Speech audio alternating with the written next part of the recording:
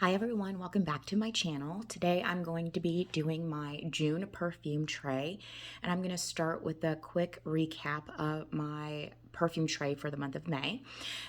So I had Amouage Portrayal Woman on there, and I just wanted to try it out in the warm weather, and I wore it a couple of times and it's beautiful. It's not a cold weather fragrance like I thought it was. It's actually really great for year round, so I did get a couple of wears out of that. The next one was the Byredo Mojave Ghost. I actually wore this quite a few times. I don't know if you can tell, there's a little bit of a dent in it. This actually, now that I had a chance to really test it, I think the longevity is really impressive. I would spray it on before work, like before 8 a.m., and I was still smelling it on my skin by the time I was done with work by 4:35, 5:30. It wasn't projecting as much as it was obviously earlier in the day, but I could still smell it on my skin. So I'm actually really impressed with the performance on this fragrance. And I don't have to overspray it to get it to last for several hours. Then I had the Louis Vuitton City of Stars. I got a few wears out of this, made a little tiny dent. And this is just a really nice citrus and I want to say white floral fragrance. So I definitely wore this a couple of times and I will continue to reach for it in the summer months. But I really wanted to test it out last month and see how I like it. And it's just really beautiful. I'm really glad I have it in my collection. The next one I had on my tray last month was the Olympia. And I wore this only a couple of times. I thought I would wear it more. And I think it's because I didn't enjoy wearing it in the house for some reason. I think when I'm in the mood to go out is when I think about wearing this fragrance. So I wore it a couple of times. It's still beautiful. I think I'll reach for it more in the next couple of months now that it's summertime and I'll be going out more, especially out in the evening. It's not cold anymore. But this is a great one for summertime.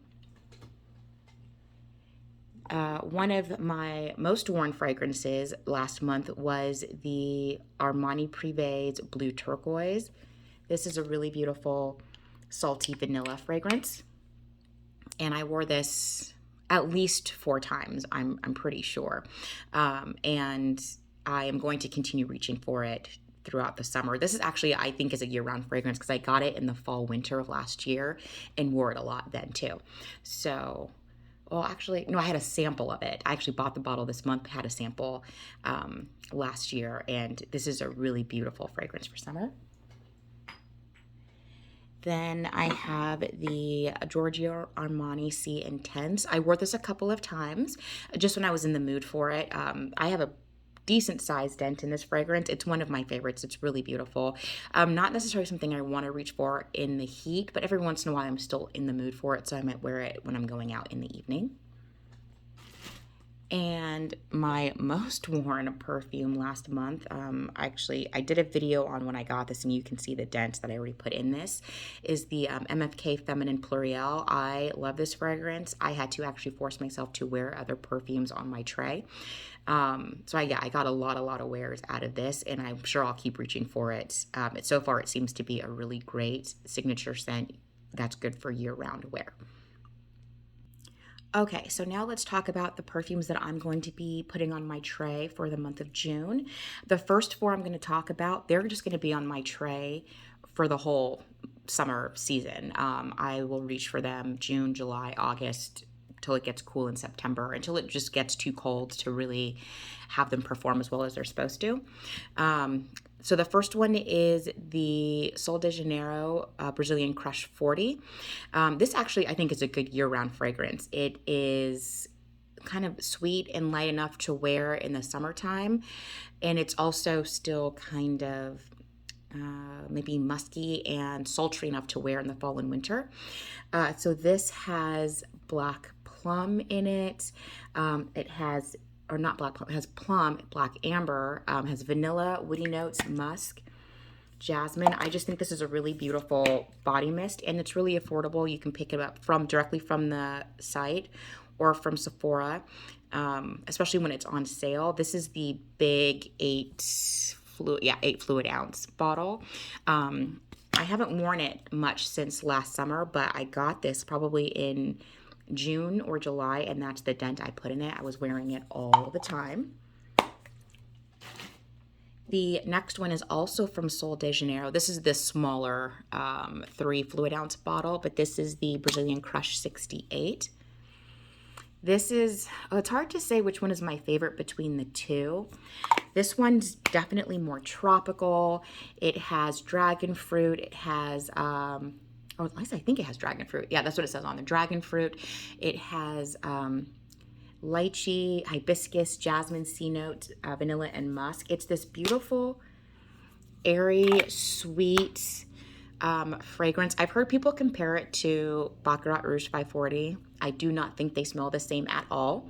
I do think they share that same light, airy quality, but that is it. That being said, they are good for layering, but I do not think they smell the same. I don't think I would ever confuse this one for BR 540 ever. But this is a beautiful fragrance, and one that I only really think to wear of mostly when it's warm out. I didn't try wearing it in the fall, but this will be, again, on my tray for the next few months.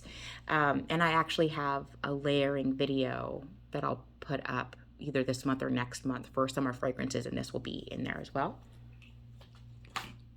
The next fragrance that will be on my tray all summer long is Valentino Coral Fantasy.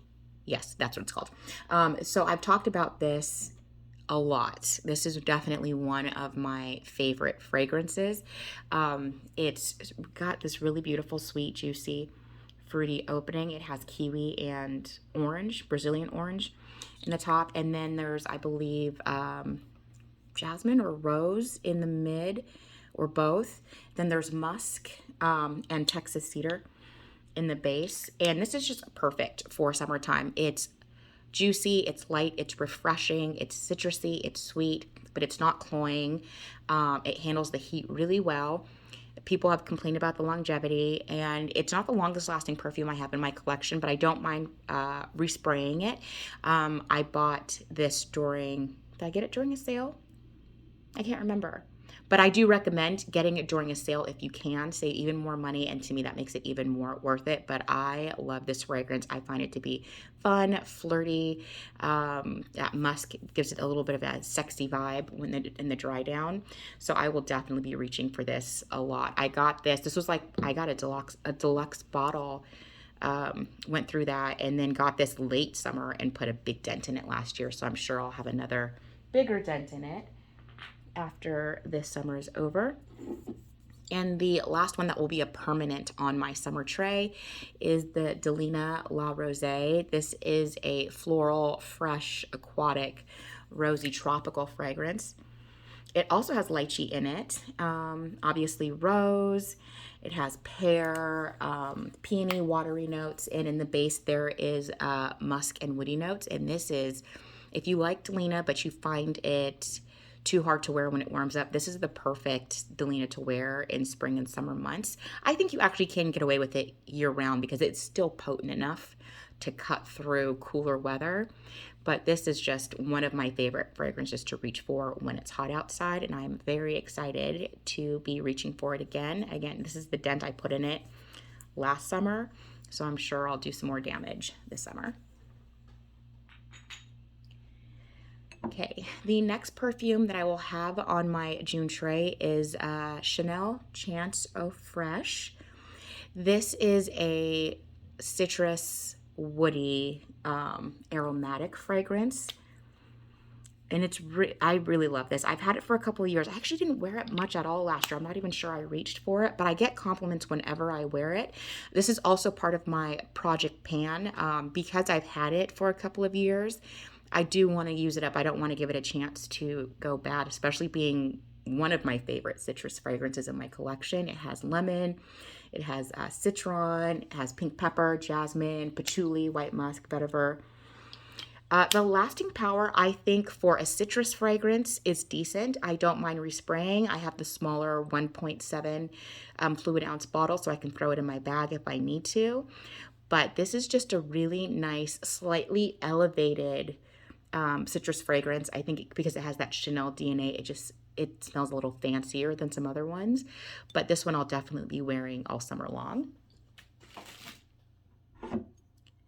And the next one I have is the Atelier Cologne Clementine, California. Again, this is one of the citrus fragrances, the first ones that I discovered once I got into perfumes.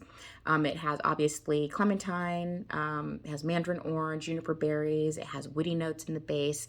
Again, this is something I get compliments on whenever I wear it. It's unisex, and so was the Eau Fraiche fragrance. I think it's completely unisex. I have heard people say it leans masculine. I don't feel that way when I wear it. I think it's really beautiful. I think it has decent performance for being a citrus fragrance. I think those woody notes really help in the base. This is one I haven't reached for in a while either, and it might be because I wore it so much when I first got it. I went through a lot of little deluxe samples of it. So I'm excited to give this more work because, again, I don't want to give it a chance to expire. The next one I have is Giorgio Armani's Acqua de Gioia. This is another citrusy aromatic fragrance. It has notes of lemon, there's mint, and it gives it this really nice refreshing touch, in my opinion. There's jasmine, there's cedar, and there's brown sugar, which adds a little bit of sweetness, but it's not gourmand. I wore this the other day and I was kind of testing out the longevity on it. When I wore it when I first got it, I was kind of like just wearing it for quick errands in the morning, wearing it to the gym, not trusting it out all day. So I will say the longevity is not fantastic, but it's fine for what it is. Again, I got the small little 1 ounce bottle so I can throw it in my bag if I feel like I'm going to need a touch up later. But I will be putting this on my tray and trying to get some more wear out of it. And the last one I have on my tray for the month of June will be this Kayali. Oh, I guess you can see me in the reflection. Utopia Vanilla Cocoa. This was a fragrance that I bought because the bottle was so beautiful. I'm not a huge coconut note fan, but this had a lot of similar notes as the Kayali's Deja Vu White Flower, which if you've watched some of my videos, you know is one of my favorite fragrances in my collection. I actually just finished up my other bottle and have broken into the brand new one that I got. But this does smell nice, so I wanted to give it a chance and get some wear out of it. I don't want to just buy a bottle for it to sit on my vanity. So I'm going to put it on the tray and give it some wears this month and see how I like it on my skin. It smells so beautiful from just the sprayer. So yeah, I want to give it a chance to get some wears out of it. There's a teeny tiny little dent from when I first got it and was testing it out, but I'm going to put this on my tray and see how it does. Okay, here are all the fragrances that are going to be on my perfume tray for the month of June. Thank you so much for watching. If you have any recommendations for me, please leave them down in the comments below.